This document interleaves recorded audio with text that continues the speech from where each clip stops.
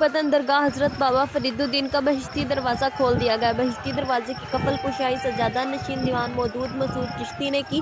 बहिश्ती दरवाजे की कफल कुशाई करते हुए फिजा अल्लाहू अकबर हक फरीद या फरीद के नारों से गूंज गई।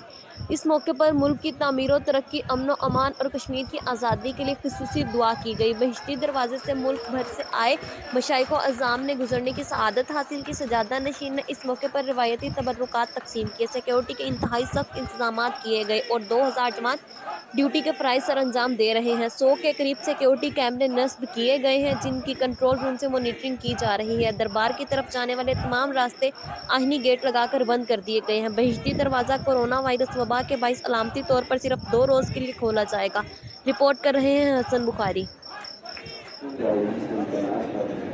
हज़रत बाबा फरीदुद्दीन मसूद गंजशकर के 778वें उर्स की सालाना तकरीबात अपने अरूज पर हैं। आज दीवान मदूद मसूद चिश्ती सजादा नशीन ने दरबार की सबसे बड़ी रस्म बहिश्ती दरवाज़ा की कुफल कशाई की।